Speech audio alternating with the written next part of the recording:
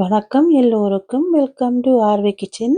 இன்றைக்கு இந்த வீடியோவில் நான் உங்களுக்கு செய்து காட்ட போகிற ரெசிபி வந்து ரோஸ்பெரி தக்லெட் தக்லெட் ஃப்ரம்போவாஸ்ன்னு சொல்கிறது. அந்த ரெசிபி தான் நான் வந்து உங்களுக்கு இன்றைக்கு செய்து காட்ட போகிறேன். அதுக்கு தேவையான பொருட்கள் எல்லாம் எடுத்து வச்சிருக்கிறேன். இப்போ வாங்க என்னென்ன பொருட்கள்னு பார்க்கலாம். பார்த்திங்கன்னா 4 தக்லெட் எடுத்துருக்கிறேன். இது வந்து ஏற்கனவே தக்லெட் செய்து வீடியோ போட்டிருக்கிறேன். பார்க்காத போய் செக் பண்ணி பாருங்க. வந்து 4 எடுத்துருக்கிறேன். அடுத்தது வந்து பேஸ்ட்ரி க்ரீம் எடுத்துருக்கிறேன். க்ரம் பத்திசியான்னு சொல்லி வீடியோ போட்டிருப்பேன், அதையும் போய் செக் பண்ணி பார்க்கலாம். இதை வந்து பட்டர் கொஞ்சம் போட்டு மிக்ஸ் பண்ணி வச்சுருக்கிறேன். கொஞ்சமாக ரோஸ்பெரி எடுத்துருக்கிறேன். இது வந்து ஜெலட்டின் வந்து காய்ச்சி வச்சுருக்கிறேன். சீனி, தண்ணி, ஜெலட்டின் 3 போட்டு காய்ச்சி எடுத்து வச்சுருக்கிறேன். இது வந்து ஐசிங் பேக் வந்து ரெடி பண்ணி வச்சுருக்கிறேன். வந்து பேஸ்ட்ரி க்ரீம் வந்து போட்டு தக்லெட் செய்கிறதுக்காக இவ்வளவு தான் தேவையான பொருட்கள். இப்போ வாங்கோ எப்படி தக்லெட் செய்யறன்றதை பார்க்கலாம். இப்போ முதல்ல வந்து எல்லா பேஸ்ட்ரி க்ரீமையும் வந்து ஐசிங் பேக்கில் வந்து போடுறேன். இப்படி வந்து எல்லாத்தையும் போட்டுட்டு தக்தில் வந்து இப்படியே ரவுண்டாக சுற்றி கொண்டு வந்து நடுவில் விடணும். இப்படி வந்து எல்லா தக்துக்குமே விட்டுட்டு பார்ப்போம்.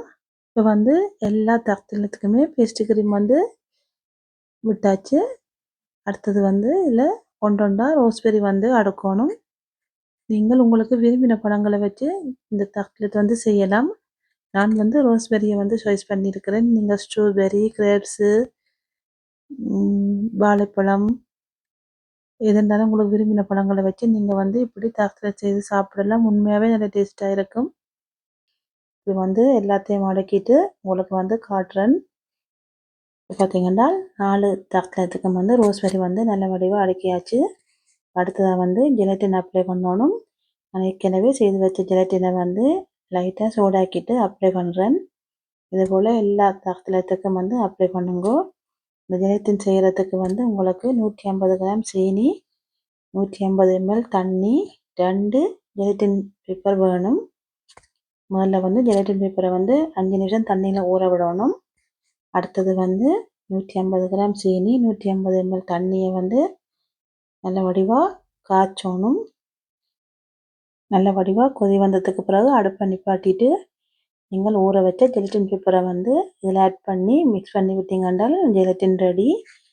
அப்படித்தான் நான் இதை செய்து வச்சுருக்கிறேன். நீங்கள் அதுக்கு பிறகு அதை வந்து ஃப்ரிட்ஜில் வச்சு யூஸ் பண்ணலாம்.